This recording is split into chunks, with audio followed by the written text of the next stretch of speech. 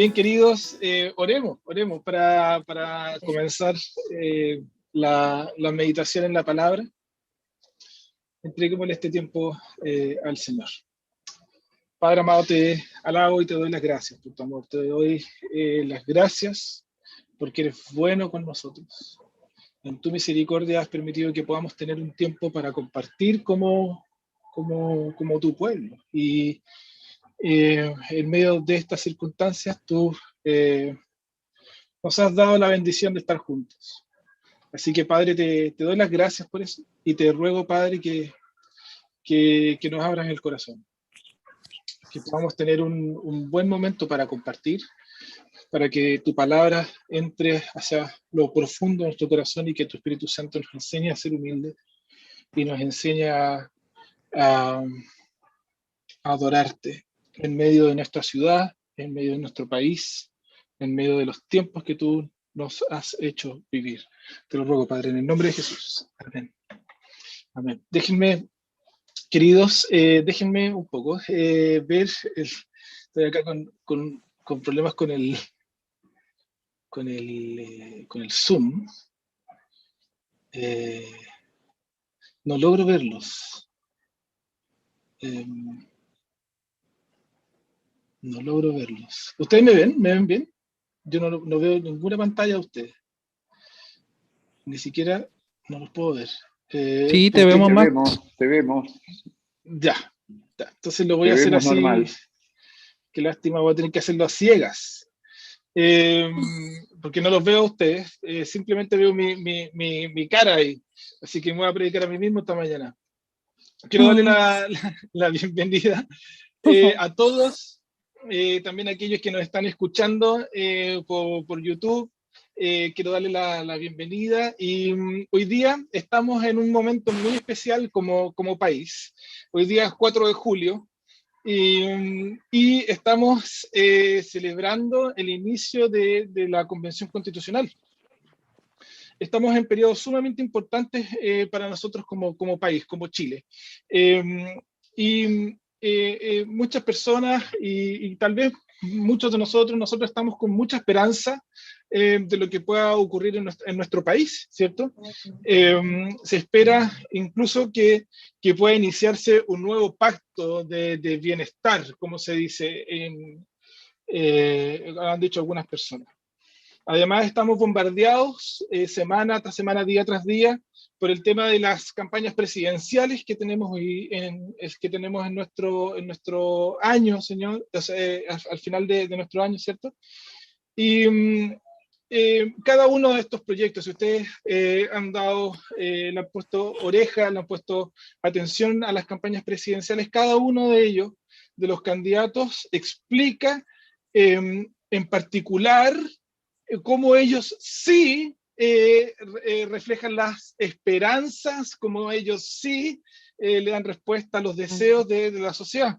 Entonces, ante este escenario muy convulsionado que llevamos viviendo como país hace unos 2 años más o menos, ¿qué podemos decir como cristianos?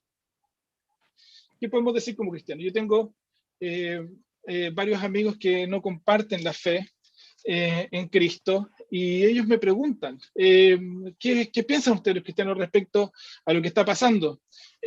Y creo que esta prédica nos va a ayudar a entender cómo podemos responder e incluso cuáles son nuestras prioridades como cristianos ante los escenarios políticos, ante los escenarios de gobierno en nuestro país. Entonces, y obviamente todo siempre mirándolo a la luz del reino eterno de Dios, como tengo acá puesta en la ¿cómo se llama? En la diapositiva. Entonces, Daniel, en el libro de Daniel relata una visión de los reinos. Tenemos entonces una nueva manera de relatar las cosas en el libro de Daniel. Estamos comenzando la segunda etapa del libro de Daniel desde el capítulo 7 en adelante y vamos a empezar a escuchar y vamos a empezar a leer un tipo de lenguaje que se denomina como lenguaje apocalíptico, que tiene muchos símbolos, y por lo tanto tenemos que prestar atención a cómo el libro de Daniel interpreta estos signos. Entonces tenemos los versos del 1 al 14 que leyó Fresia, ¿cierto? En donde narra el surgimiento de reinos seculares.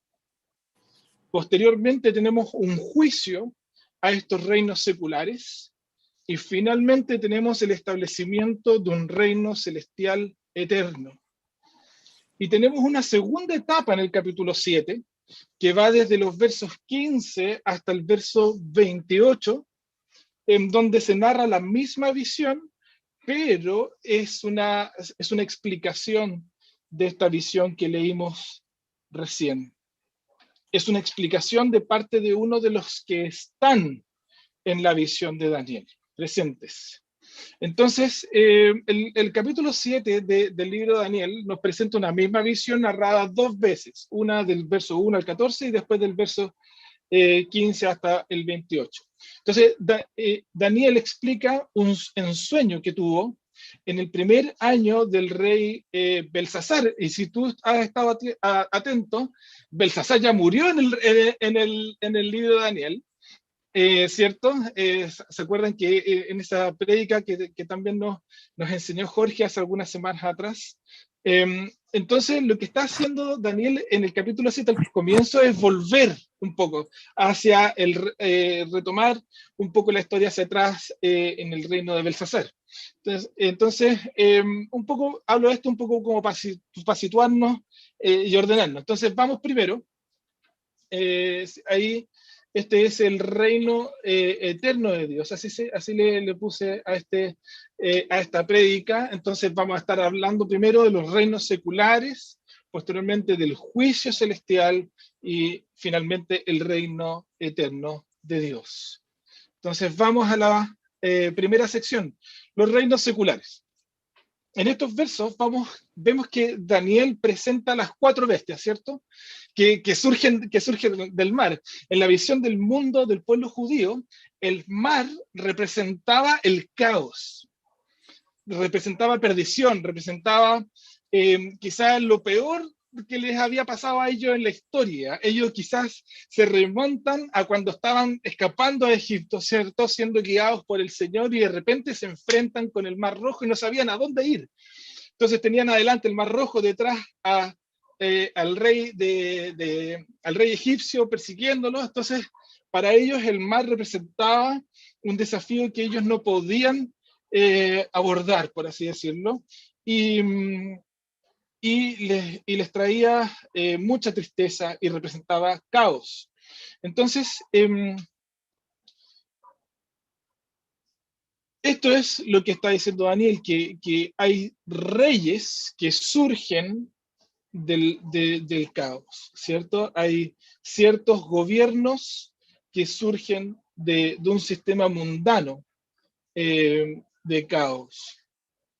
Si ustedes se fijan, entonces, mantengan su Biblia abierta, por favor. Si ustedes se fijan ahora en los versos del 15 al 17, que se los puse yo ahí, fíjense lo que dice y cómo interpreta Daniel a estas cuatro bestias.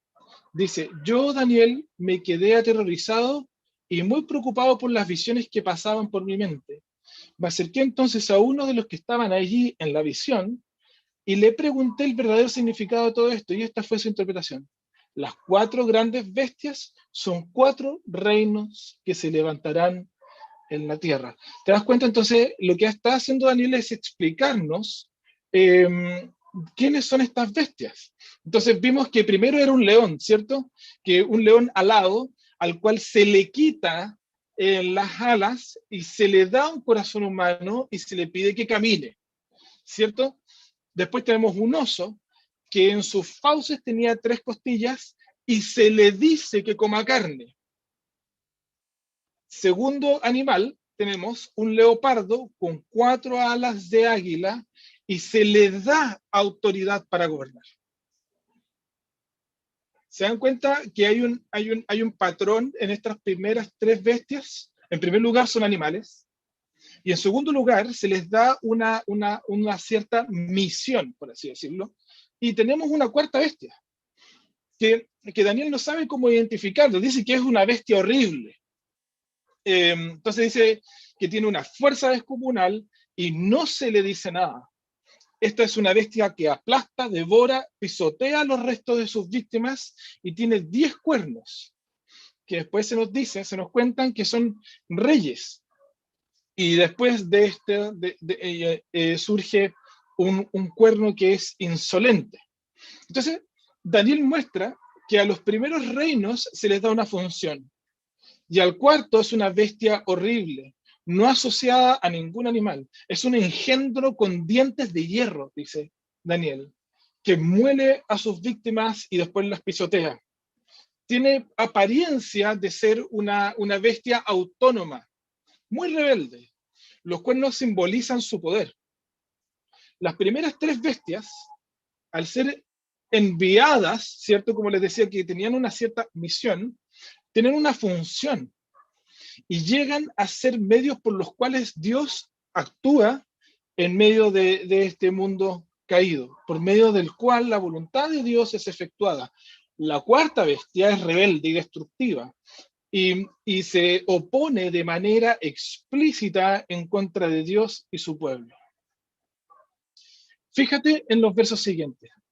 Fíjate en los versos del 23 al 25, los tengo acá, porque acá explica lo que hace esta cuarta bestia. Dice, esta fue la explicación que me dio el venerable anciano, dice Daniel.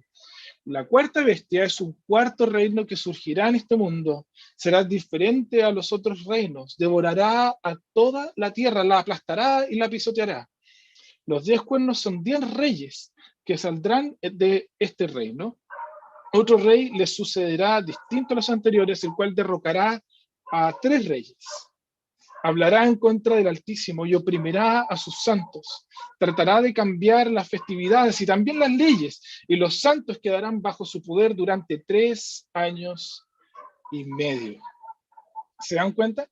Entonces, lo que estamos viendo aquí, ¿cierto? Es que esto no significa que solo esta es una bestia mala, ¿cierto? Sino, obviamente, si hay una maldad gigante, aún más evidente, en la cuarta bestia.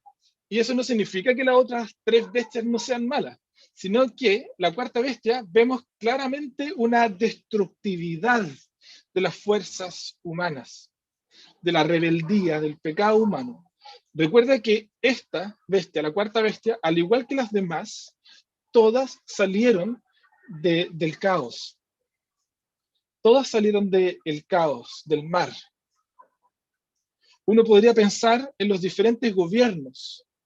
Uno podría pensar inmediatamente, empieza a lucubrar en los diferentes imperios que han aparecido en la historia, identificarlos con estas bestias.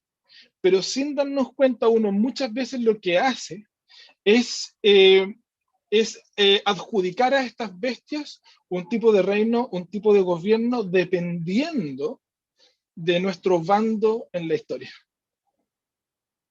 Hay algunas personas que les gusta hacer este tipo de cálculos, pero Daniel no es específico en su visión. Él dice que son bestias, no son identificables. Esto se explica porque Daniel está hablando de todo tipo de gobierno humano. Todo tipo de gobierno humano. Y cómo se despliega su poder en las diferentes etapas de la historia del ser humano. La historia humana continúa como un proceso caótico de agresión mutua entre grupos étnicos, entre diferentes naciones, entre facciones dentro de un mismo partido político o coalición de partidos. Hay campañas de agresión y campañas de poder por doquier, ¿cierto? Nos podemos dar cuenta de eso. Basta con que miremos y reparemos en la historia de los gobiernos de nuestro país, ¿cierto? Incluso en la historia reciente. Cada uno de los gobiernos y dictaduras que han ocurrido en nuestro país han mostrado en diferentes grados esta rapacidad, esta violencia bestial que nos muestran estas 4 bestias. No existe ningún poder humano que no tenga en su núcleo esta bestialidad fruto del caos desde donde emergió. Hay momentos en nuestra historia en donde la violencia, la destrucción y el desprecio por la vida humana ha aumentado. Y no solamente en la historia reciente, como algunos podrán pensar, hablando, no sé, de Pinochet. Pero eso no significa que las alternativas humanas, que las otras alternativas humanas sean mejor, sino que dejan en claro lo que siempre han sido. Déjenme mostrarles la siguiente diapositiva. Por favor, acompáñame en esta reflexión. Los cristianos pueden ser tentados a abrazar mitologías políticas de izquierda o derecha, conservadores o progresistas. Fíjate en esto, por un lado, tenemos el mito político conservador, en donde cristianos que han asumido que la manera tradicional de ver el mundo, ver su cultura, ver su ciudad, son los principios mediante los cuales debe regirse la vida colectiva e individual.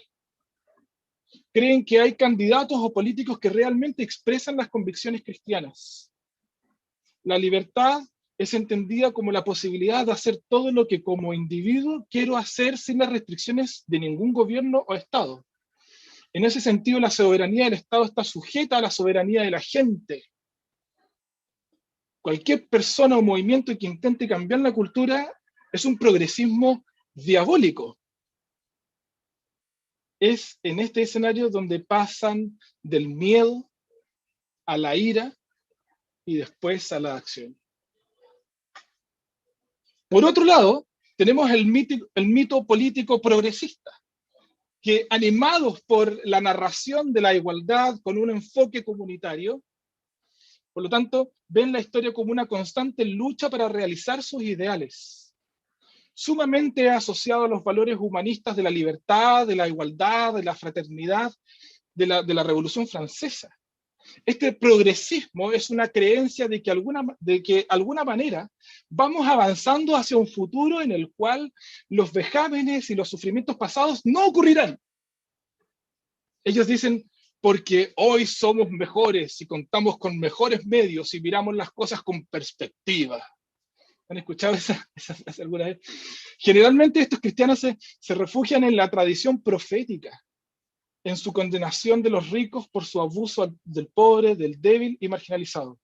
Luchan y se esfuerzan por traer el reino de Dios acá a la tierra, con sus propios esfuerzos.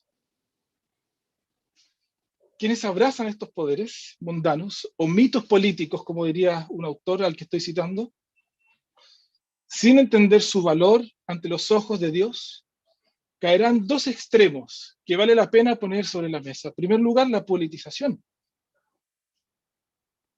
Tomar un mito político, volverlo sagrado, santificarlo sobre las demás posturas y demonizar a los otros. O la apolitización, salir de la vida política pública, no participando de los procesos de la ciudad en la cual Dios nos ha puesto, olvidando el control soberano de Dios sobre ellos y nuestra responsabilidad. Heavy, ¿no? Entonces, déjenme, se me acaba de desconfigurar el Prezi. No sé cómo.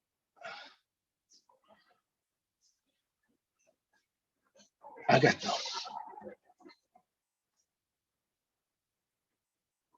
Disculpen.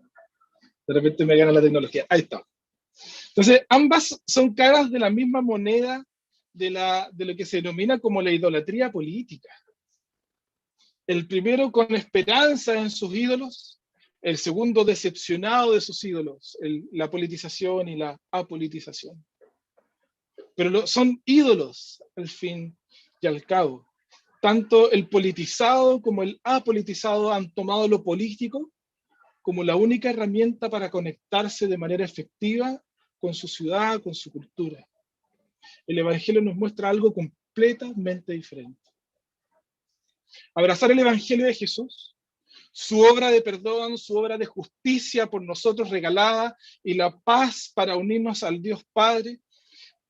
Recibir humildemente el señorío de Cristo, su majestad y soberanía, hará que vayamos despojándonos de estos falsos ídolos, falsos señores, de manera que podamos amar y servir real y comprometidamente a nuestra ciudad, donde por la soberanía de Dios hemos sido puestos, hemos sido llamados.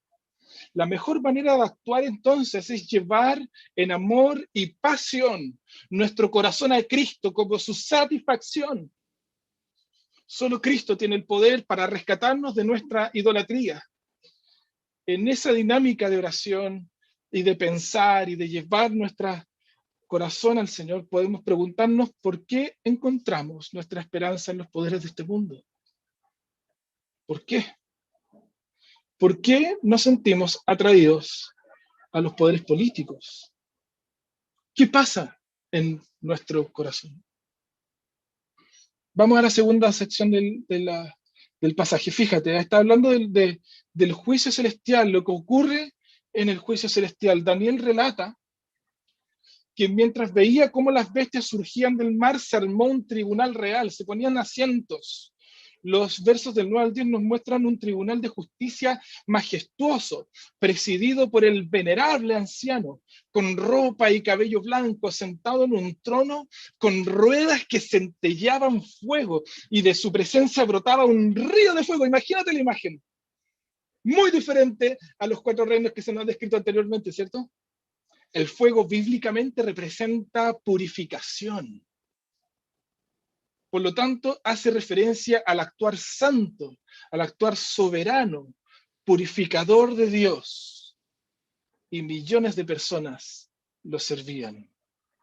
Daniel nos describe una escena majestuosa de lo inmenso de Dios y su reinado en contraposición a las bestias del mar, muy diferente. Este contraste debería impactarnos al leer el libro de Daniel. En medio de la descripción del salón del trono, dice en el verso 10, fíjense, dice, ahí creo que se los puse, versos 10 y 11, dice, al iniciarse el juicio, los libros fueron abiertos, sin importar la ferocidad, sin importar la bestialidad, sin importar lo rapaz y lo violento de estas bestias, de estos gobiernos salidos del caos, serán llevados a juicio delante del tribunal celestial. Todas las obras están contadas, cada una está registrada en estos libros que nos muestra Daniel. Los versos del 23 al 25 que nos muestra el capítulo 7, nos muestran los hechos terribles de la cuarta bestia, ¿cierto? Los que ya leímos. Y vemos que sin importar el daño y sin importar la amenaza que puedan hacer los reinos de este mundo, tienen un tiempo limitado. Como dice el verso 25 que leímos, 3 años y medio nomás.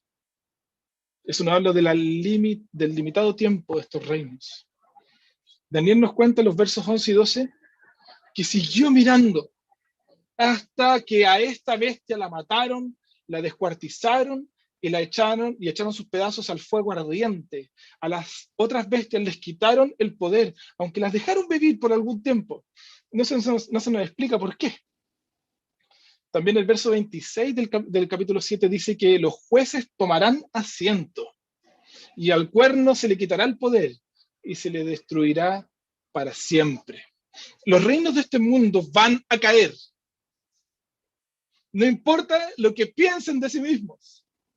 Los poderes de este mundo van a caer. No importa cuánto se encubran de poder, ni cuánto tiempo traten de establecerse. El juez majestuoso en los cielos tiene contadas todas sus obras y sus segundos. Qué diferente para la visión que se tiene de la política y las relaciones de poder en nuestro tiempo, ¿cierto? Qué lindo poder escuchar y recordar esto precisamente en este día.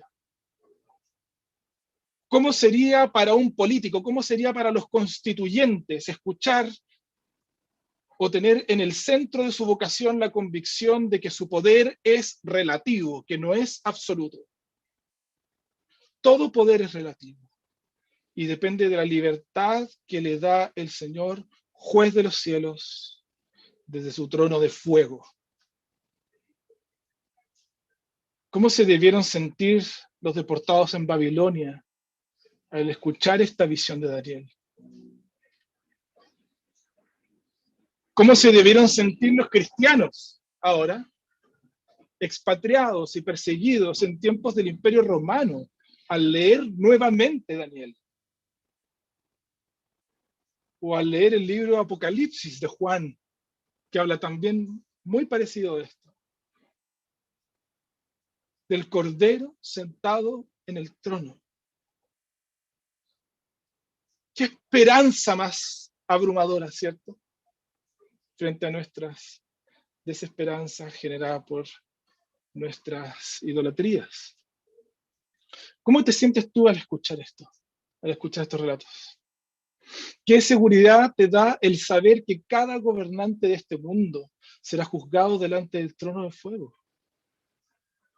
Esto debería llevarnos a poner realmente en su propio peso a los poderes de este mundo, a los poderes políticos de este mundo, sin temor. Debería llevarnos a servir humildemente a nuestro país con nuestra vocación que el Señor nos dio, sabiendo que estamos sirviendo a alguien más excelso, más tremendo y soberano. Al final todo será evaluado por Él. El juicio de Dios nos protege de nuestro deseo o de nuestra tentación de sobrevalorar los poderes de este mundo, pero también de menospreciarlos, sino que verdaderamente entenderlos como instrumentos en las manos del Dios soberano. El tercer punto,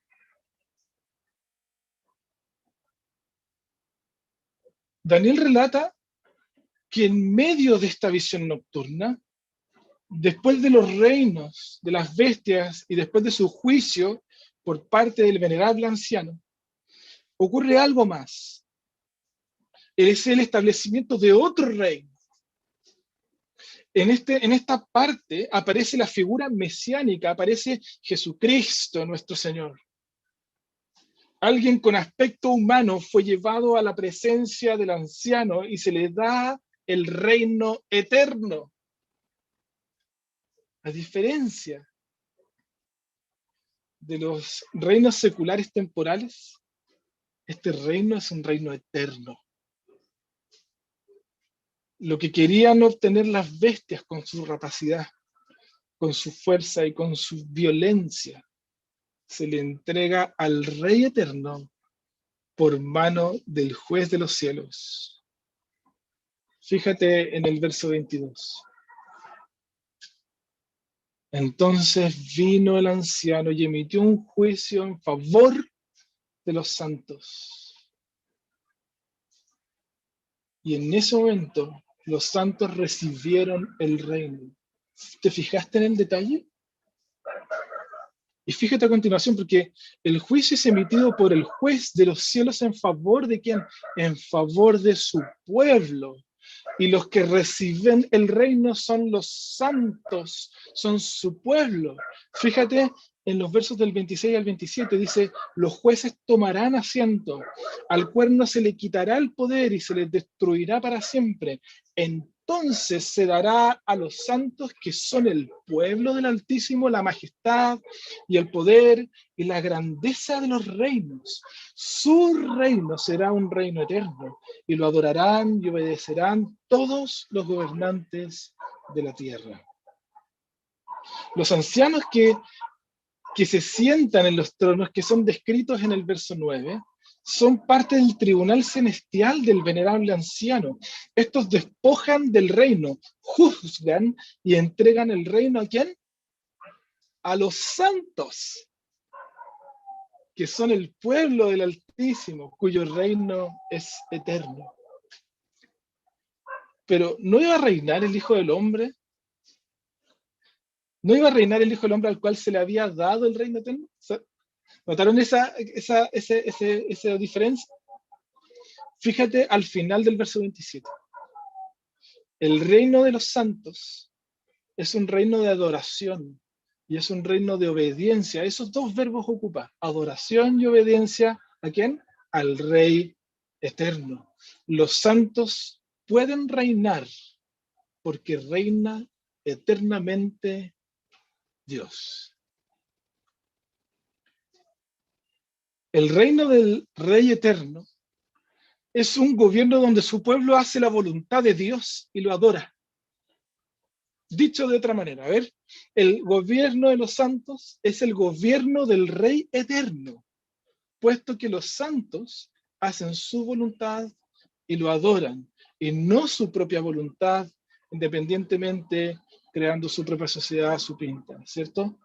La libertad de los gobiernos tiranos, de las bestias del caos,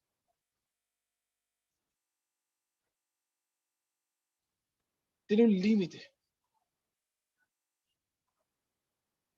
Entonces, cuando gobiernan los santos, no es una anarquía utópica, como muchas visiones políticas tratan de establecerlo, sino que es el reinado eterno de Dios y de su pueblo sumiso a Él en adoración. Los poderes de este mundo prometen que este sí que es el gobierno del pueblo. Hoy están reunidos los representantes del pueblo, como hemos escuchado en las semanas. O esta autoridad realmente va a ser justa. Y un sinfín de frases que son una copia tras copia, tras copia, tras copia de lo que realmente es el Evangelio de nuestro Señor. Solamente en Jesucristo encontramos una autoridad que nos libera de la opresión y que al mismo tiempo nos hace partícipes de su reino. Es por eso que las ideologías políticas no calzan con el Evangelio de Cristo. Cada una de ellas va a enfatizar la autoridad del gobernante o del pueblo, inclinándose hacia el autoritarismo o hacia una anarquía, pero ninguna de ellas cumple con lo que promete. Son una mala copia. Jesucristo, nuestro Señor, oponiéndose a los reinos de este mundo, que elevan al ser humano a lo más alto, fue a la cruz para pagar el precio de nuestra rebelión. El Evangelio de Juan es maravilloso en mostrar esto. ¿Quién otro como Él, sabiendo que el Padre había puesto todas las cosas bajo su dominio, se entrega al servicio de su pueblo por amor? Jesús fue glorificado en la cruz, no como la gloria que buscan los gobiernos de este mundo y toda autoridad que se ha tornado hacia sí misma, sino que buscando la gloria del Padre, caminó a la cruz. Ahí el Padre lo glorificó con la gloria que tuvo antes que el mundo existiera. De manera que al resucitar de los muertos, los discípulos fueron enviados a dar solemne testimonio de que había sido nombrado por Dios como juez de vivos y muertos, como nos muestra el libro de Hechos. Pablo, en la carta a los Efesios, nos dice que una vez resucitado, nuestro Señor ascendió a lo alto por encima de todos los cielos para llenarlo todo. Esta es precisamente la escena que nos encontramos en Daniel 7, del verso 3 al 14. Nuestro Señor está reinando todo, llamando a todas las naciones a la obediencia y a la adoración. El poder y la presencia del Espíritu Santo, entonces, es la garantía de que Cristo se ha sentado en el trono junto al Padre, de que ha triunfado y que el Padre ha derramado en su nombre a su pueblo escogido, con el propósito de anunciar ¿qué cosa? Que Jesús es Señor. Jesús es Señor y que tengamos una paz muy diferente a lo que ofrece el mundo o el mar, de acuerdo a lo que vimos hoy, ahora. De manera que no nos angustiemos, de manera que no nos acobardemos. Entonces, el anunciamiento de que Jesús es Señor es un grito de libertad de los otros señores. Jesús es Señor. Es una declaración política, como decía Cristóbal la semana pasada. puesto que declara la temporalidad de cualquier poder de esta era y su eternidad, la de nuestro Señor. Porque declara que Dios ejerce su soberana voluntad por medio de las autoridades y que serán juzgados. Jesús es Señor. Nosotros como iglesia, como el pueblo del Señor, lo predicamos y recordamos que no hay otro como nuestro Señor. Toda otra esperanza fuera de Jesús es idolatría. Nuestras esperanzas y nuestro presente está atado indisolublemente a esta realidad. Cada don del Espíritu Santo, cada cosa que nos ha dado el Señor por su poder y que es vivido y ejercido para la fama de Dios es una declaración práctica del señorío de Cristo. Por lo tanto, cuando actuamos en misericordia, cuando actuamos en justicia, cuando anunciamos el Evangelio, cuando vivimos nuestro trabajo a la luz de la gloria de Dios para su fama, estamos declarando el señorío de Cristo sentado en el trono. La misión de la iglesia, queridos, no es de ganar la victoria sobre la oscuridad, no es ganar terrenos para Dios, sino declarar abierta y amorosamente la victoria que ya ha ocurrido y disfrutarla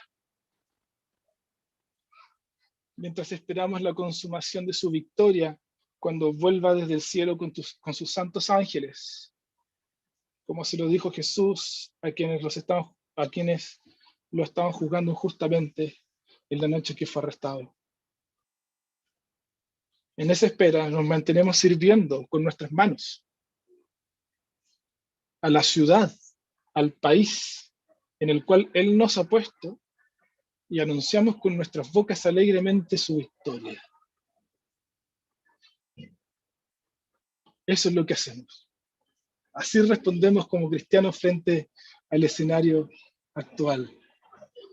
Esa es nuestra misión. ¿Por qué no oramos entonces?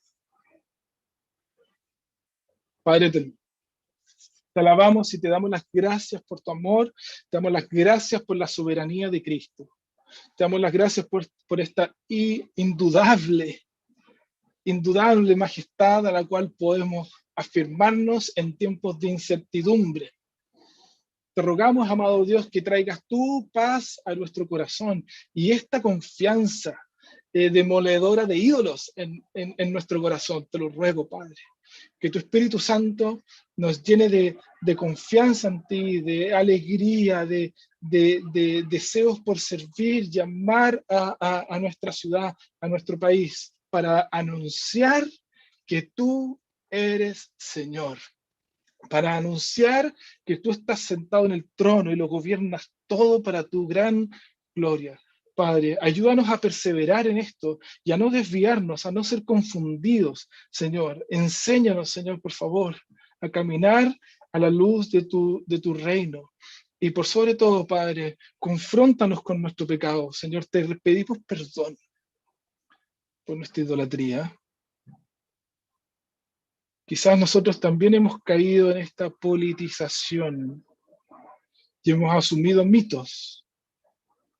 Y por lo tanto, Señor, también te pedimos que tú nos rescates y nos muestres una visión mucho más majestuosa y gloriosa que cualquier ser humano pudiera entregar. Solo Cristo es el Señor. Entonces, Padre, nos encomendamos en tus manos. En el nombre de nuestro Señor Jesús. Amén.